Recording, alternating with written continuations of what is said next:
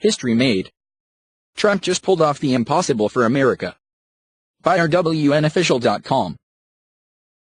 Since President Trump took office, he has made it clear one of his top priorities would be renegotiating the terms of the North American Free Trade Agreement, otherwise known as NAFTA. His goal was to resolve various trade issues that he had previously campaigned on. In the past, while it became a contentious issue, both Canada and Mexico, they indicated they would be open to negotiating with President Trump. Now, there have been increasingly large and substantial developments on the NAFTA front. This past week, President Trump took part in meetings to finalize the new agreement. And those plans have now been formalized. Chicks on the Right reported. When Trump was running for president, the media elites constantly lectured us about how he had no idea what he was talking about. They told us that the promises he was making were unreasonable and he could never accomplish any of those things. Flash forward 2 years and it's abundantly clear that the media couldn't have been more wrong. For example, Trump promised that he was going to create jobs, boost the economy, and increase growth. The media laughed. The economy took off. There are plenty of things you can point to that Trump has accomplished that Democrats promised us he couldn't. The latest example is NAFTA. Trump promised that he was going to renegotiate NAFTA and come up with a trade deal that puts the American people first. Many in the media said he could never get that done. Chalk this one up as yet another example of Trump doing what he said he would do. We don't see that from many politicians. He's going to be tough to beat in 2020, especially when you look at the unimpressive bench the Democrats currently have. Fox News reported.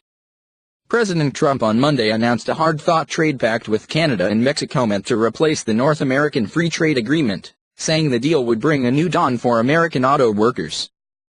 This is a truly extraordinary agreement for the United States, Canada, and Mexico, Trump said in the Rose Garden, surrounded by his trade negotiating team. Trump spoke after it emerged that Canada and Mexico had agreed to a pact the administration has dubbed the United States-Mexico-Canada Agreement, or USMCA. In a joint statement, U.S. Trade Representative Robert Lighthizer and Canadian Foreign Affairs Minister Chrystia Freeland said the agreement will strengthen the middle class and create good, well-paying jobs and new opportunities for the nearly 500 million people who call North America home. New provisions with the U.S. Mexico-Canada Agreement, USMCA, provide for several different things. These include labor conditions, digital trade, manufactured products, as well as agriculture produce, just to name a few. However, one of the most prominent aspects of the USMCA was the inclusion of American dairy farmers who were given better access to the Canadian market. As well, new guidelines were imposed that allow for a higher proportion of cars to be manufactured amongst all three countries instead of being imported from elsewhere. The dispute resolution system, which was previously in place under NAFTA, largely remained the same.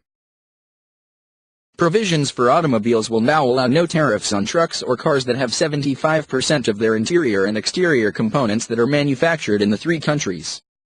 This is an exponential and critical increase from the currently 62.5% requirement that is in place under NAFTA. In the USMCA, the dairy provisions are higher than the ones that Canada had initially agreed to in the Trans-Pacific Partnership, TPP. But, the TPP was never ratified. This will allow the United States to have tariff-free access at 3.6% to the Canadian dairy market, which is higher than what was under the TPP, 3.25%. The Canadian dairy market is worth a total of $15.2 billion. Canada has officially agreed to get rid of Class 7 pricing provisions on specific dairy products, while their domestic supply management will be allowed to remain in place as is. Finally, they also agree to raise the limit on duty-free products regarding purchases from the United States to $150. It was previously at the level of $20. 30% of the work on any vehicle must also be done by employees or workers who are earning a minimum of $16 an hour. Something that is a win for middle-class Americans who work in factories across the United States. These new changes appear to be big wins for the United States, especially as it pertains to international trade agreements. This has been a staple of the Trump administration and a policy they have finally upheld.